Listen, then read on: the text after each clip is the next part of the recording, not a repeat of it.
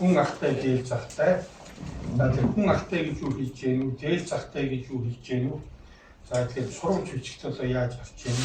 За энэнийг одоо анх хэлсэн хүн нь бол би одоо Чингис хааны 10 дахь үеийн дээдс бодомжир бод гэж ойлгож байгаа. Тэрийг батлах гэж ороод тэгээд дүгнэлттэй гэх ийм 6 зүйлээ би ярина. За тэгээд одоо энэний одоо энэ хүн ахтай дээл захтай гэдэг энэ бүх Монгол хүний нэг энэ дөрвөн үгээс бүтсэн энэ цэцэн үгэнд бол олон зуун жил монголчуудын баримтжилсан захирах ёс түүнтэй холбоотой хүндэтгэлийн ёсны утга зангилагдж байгаамаа. Энэ монголчуудын захирах ёс буюу төрх ёсны цагаан талгай болсон энэ хоёр шат дөрвөн үгийн одоо хүн ахтай гэдэг нь бол зөвхөн дүүгээсээ төрүүлж мэдсэн эрэгтэй хүнийг хийж байгаа биш. Харин хүний номод байдаг арчлах дүүцэх ёсны одоо нийтлэг журам нэгэн зүйл аман хуулийг хийж байгаа юм. Өөрөөр хэлбэл төр ёсны найр хурмаас эхлээд ерийн өдөр тутмын үйлийг дагж мөрдөх учиртай ахас загсаан хүнлэн дүүжилж өнчин билүүснээр асран хайрлах хүн ёсны түгээмэл журмыг хийж байгаа юм. Энэ дотроос би эхний хоёр одоо хүн ахтай гэдгийг талаар жаахан тодруулж ярив. Чухамдаа нэгэн гэр бүлийн төрсэн ах дүүсийн хувьд бол ахаан алт хүндлэх, дүүгэн жилэн хүндлэх, за эсвэл ах хүн алт хайрлах, дүүхэн төв хайрлах гэсэн эрхэм ёсыг хэлж байгаа юм. Ахын дүүсийн харилцан хүндлэлийн хэмжээ хүний биеийн хэмжээгээр үлдсэн зас нь их хүчтэй. Эндээс ах гэдгээр нь талимдуулж өөрийн гоцлог хүндлүүлэх, дүүгэн голтуу дээрх ёсон байж болохгүй гэдгийг зааж байгаа юм. Өөрөөр хэлбэл ах дүү хоёр бол өөрсдийн гэсэн хэмжээтэй бөгөөд ах нь ах шиг сайн байж дүү шиг сайн бол хамгийн сайн гэсэн ийм журам байдаг юм аа. Тийм учраас ах дүү хоёрын гол харилцаа бол ах нь захирч дүү захирагддаг. Ахаас айх цэцний тэмдэг, айхгүй байх нь бол тэмгийн тэмдэг гэж ингэж үздэг. Тэгэхээр ахын үлгэр дуурайл бол онц чухал бөгөөд ах сайтын дүүнэр шидсэн ажил сайтын амьдрал сайхан гэж ингэж үздэг юм аа. Тэгэхээр ах дүүнэр өвтгий бол авдар алтнаас үнсэнтэй гэж үнэт зүйлийг бүрдүүлэх хийгээд ахтай явахад арвин дүүтэй явахад дүүрэн болоод ах дүүтэй хүн талмит уужим ах дүүгөө хүн авдрын чинээ бачим гэж амьдрал ингэж явдаг юм жам ёстой гэж үздэг юм аа. Улмаар ахын хүү довын хүүг дийлдэг гэсэн сони үг байгаа. Тэгэхээр энэ бол ахтай хүн ахгүй хүнийг бол ямар ч тохиолдолд дийлдэг гэсэн юм утгатай. Ахын үлгэр дуурайл гэж байхгүй юм бол ахын мөг авч болдгүй амаргийн үрийг арилгаж болдгүй нэг учир зовлон гараад ахтай халт бол 10 баатай болоод дүүтэй халт бол 4 баатай болоод нэг насны зовлон гам шиг үл тасармаа гэж ингэж үздэг юм аа. Нэгэн гэр бүлийн дотор бол ах нар олон боловч аавтай адилгүй, эртнэр олон боловч ээжтэй адилгүй байхыг учир зунсан гэж бас байдаг. За энд би ахтай холбоотой нэгэн чухал зүйлийг онцлж ярих гэж байна. Энэ бол бэргэний тухай ойлголт. Ахын дүүсийн харилцааны хамгийн эмзэг цэг бол ах үхээр бэргэн гэрээс, адуу үхээр ширэн гэрээс гэсэн монгол зүйл байгаа. Дундад гэртний цагт ахыг үхэхэд дүүр бэргэнтэйгээр гэрэлдэг ёс байсан нь удмын цусаа болон үр хүүхэд өв хөрөнгөө үл сарниулан авч үлдэх бас бэлэвсэрсэн бэрэгтэй бусдын царай харуулахгүй амьдрал асран хагалц арга байсан бололтой. Яг чухам ийм учраас нөгөө үр хаан жишээлбэл хаан болоод тулын эзний үгүй болсны дараагаар мөнх хаан болоод тулын гатан сургахтан бихийг хатан болгож авах санал тавьсан. Тэгэхээр сургахтан бих бол би одоо олон ялхнайтын хүүхэдтэй учраас арайч боломжгүй байна гэж өөрийгөө зайлуулж авчихсан юм аа. Одоо цагт болохоор ахын үгүй бол бэргэнтэй ичтэйгээр цагаан сараар хүндлэн золгох, ус цагт бол баян харж хагалц юм хүмүүсний харилцаатай байдаг онцгой их бэлдэг. Ер нь бэргэнийн гамд нь хайсан тэр айл тэр удмыг бол маш хүн чанар муутай, олиггүй муудамтай гэж ингэж үнэлдэг ийм сонин заншил байдаг. За тэгээд би дээл захтай гэдэг үгийн тухай хэд үг хэлээ. За энэ хэд ч аман хуулийн дотроос одоо 2 дугаар шатын 2 үг дээл захтай гэж байгаа. Энэ бол одоо Монгол дээд хотсны дэг ёс хүндэтгэл бэлгэдлийн цагаан толгой гэж хэлж болно.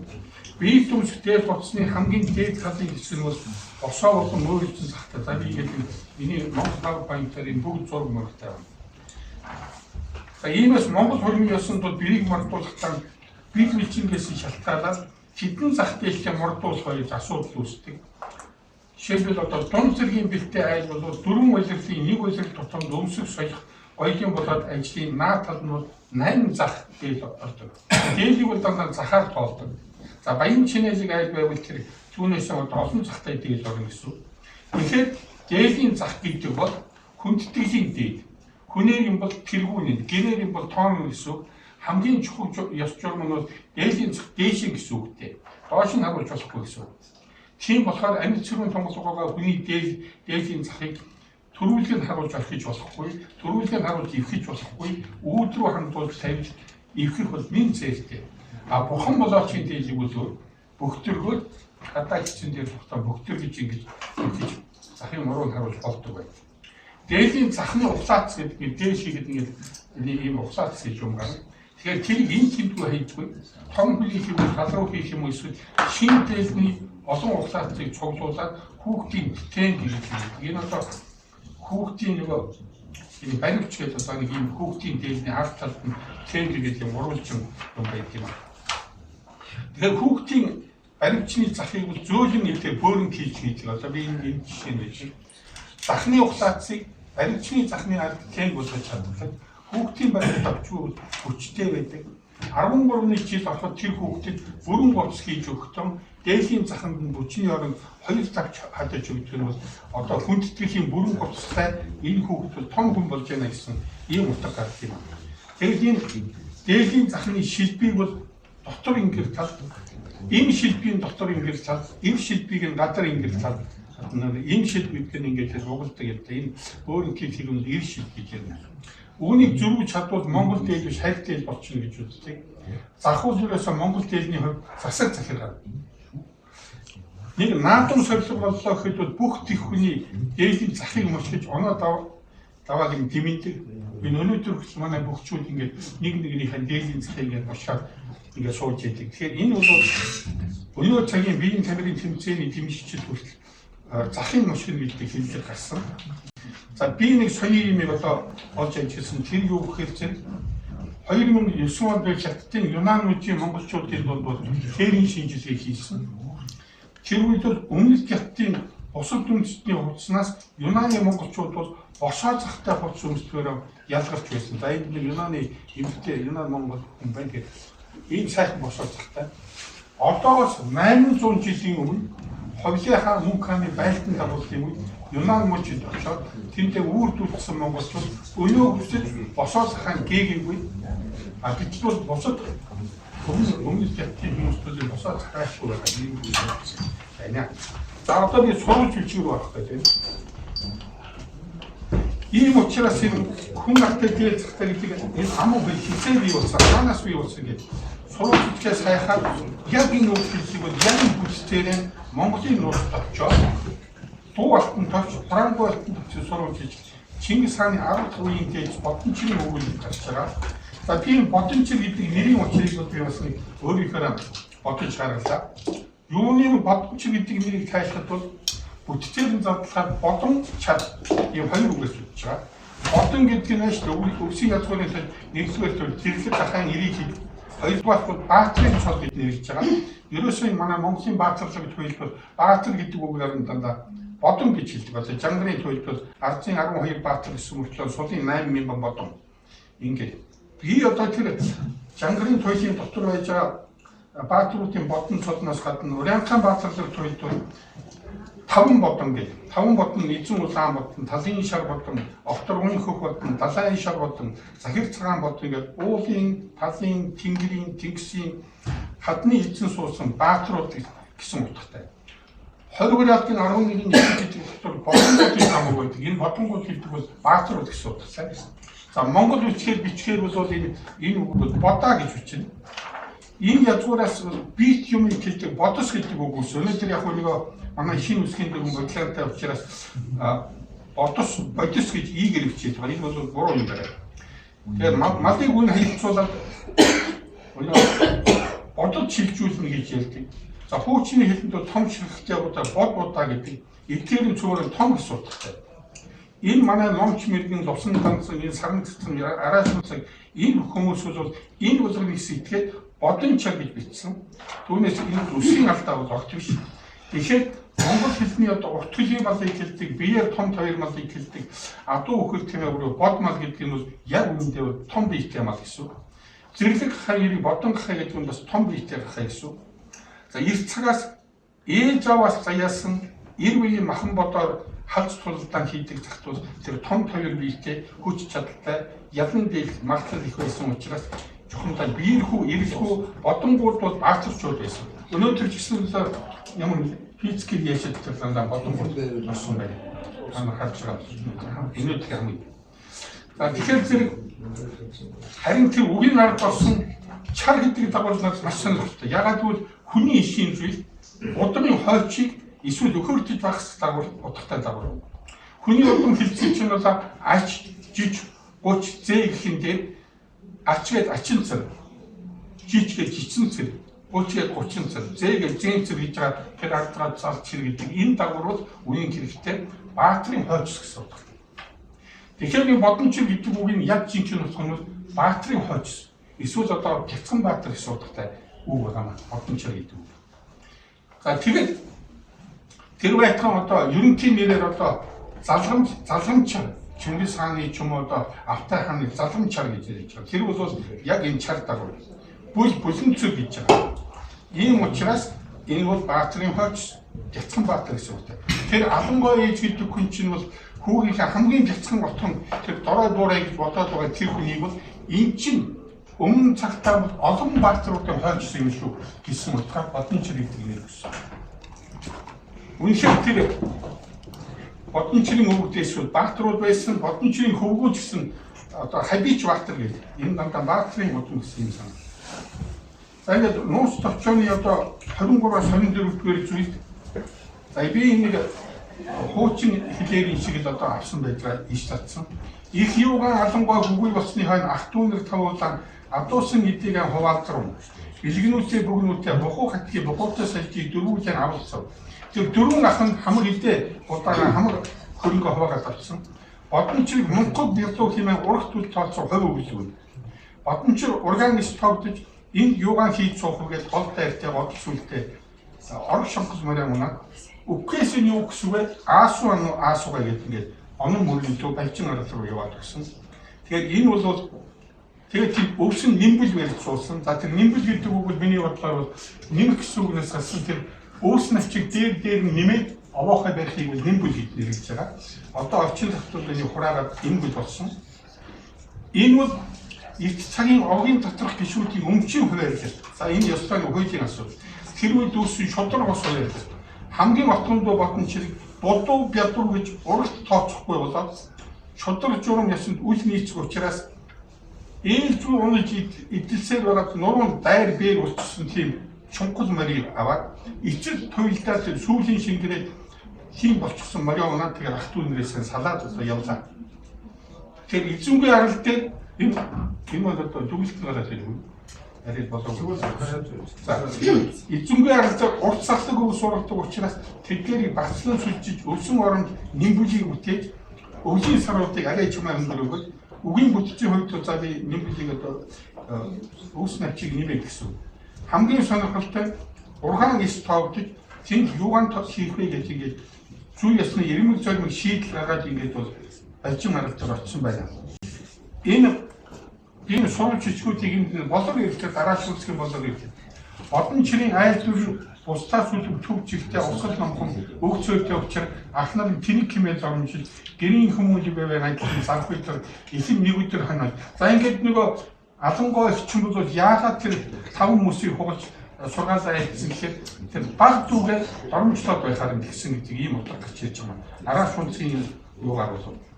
Тийм учраас бодомчууд бусдаас үлдэх төв чигтээ усал номхон өгдөө зонтэй энэ нь бол өөрийнх нь үйлдэлээр батлагдж байгаа.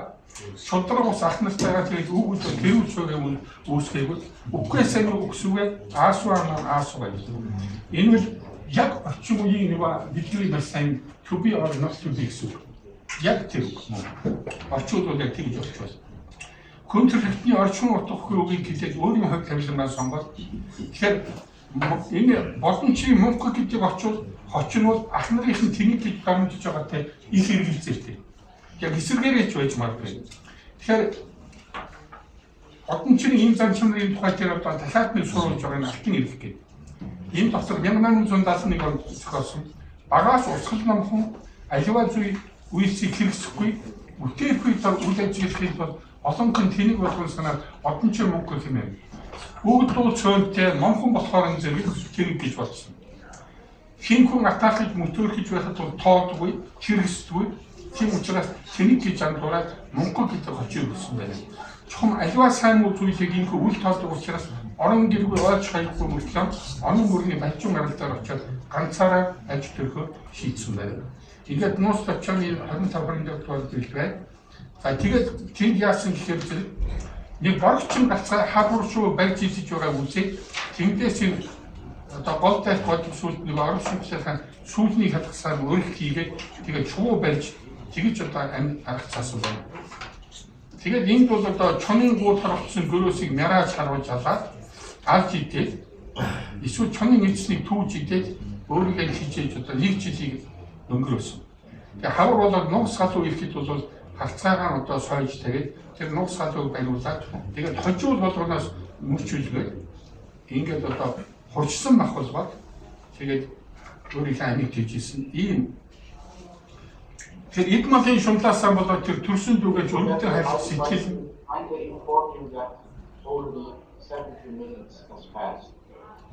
Тийм их хоолой болсон бодон ч бол аминдралаа хичээж үл залах болсон тухай энэ өгүүлэл бол түүний аж цох овсгоосон ба ямар уран аргатай болохыг цаана хэлсэн.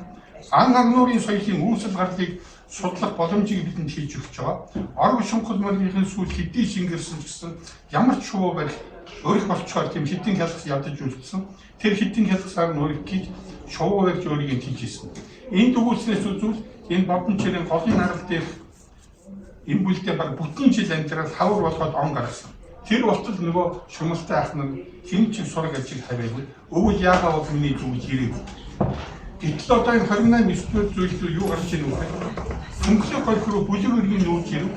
Бодон чир тэр иргэн харцаагаан ороод өдөржин эсвэг чилж гэж байгаа. Өдөржин айлгуугаад шөнө нөгөө өгсөн аваа хатаа ирж хондог. Тэгээд тэр бодон чирийн гарцааг байхад бол өгдөггүй. Тэгээд одоо дүгнэлт болно. Тэгэхээр ийм байгаа. Энэ бодон чир бол яг өвөлжин амьдсан нэг жил бүтэн болсон гэдгийг бол энэ өгүүлж байгаа маа. Тэгээд энд бол одоо сайн нэг одоо тэр автомобилаас нь ухаах гэдэг ах нь хурж ирээд тэр онон мөрний хамт явж явахдаа одоо нэг би тэргүүд дээр цаг цай гэдэг үг хэлсэн. Тэр бухатыг тэр үгээр сонссон ч юм байдгүй, сонсоогүй ч юм байдгүй, хариуч өгдөггүй ингээд цаашаа мулам яваад ойлгохгүй байсан.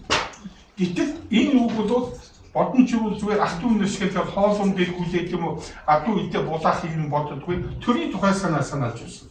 Өөрөөр хэлбэл тэр сайн уу шийд толгойгоо мэдэхгүй тэр одоо хитэн иргэдийг бид нар бол одоо хурааж аваад өөрсдийн иргэн болох ёстой юм а гэдэг энэ санаа хэлсэн. Тийм учраас энэ бодон чирийн толгой дотор илүү төрийн тухай санаа явж байна. Хэдий одоо өгсөн аваа хатан гадуу зүдүүд гэсэн. За ийм учраас энэ бие тэргүүт дээд зах цай гэдэг онц мэрэгэн үг өнөөдрийн манай монголчуудын хүн ахтай дээд зах цай гэдэг үгийг яг эхнийх нь одоо үүсэл гэж би бодож байна. За би нэг юуны оны талаар нь хоёр уруу хэлчихье. Кеперлева энэ ботом цэрэг бол одоо Кяптийн сүмөсийн тайзуугийн хордоор 970 онд амьдарч байсан хүн гэж байна. За тийм учраас би одоо ингээд 970 он бэлгэж одоогоос 1555 жилийн өмнөөс энэ ам хөл манай монголчуудын дунд бол хэрэгжээд ингээд өдий өгсөн байна гэж ингэж үзэж байна. За ингээд та бүхэн баярлалаа.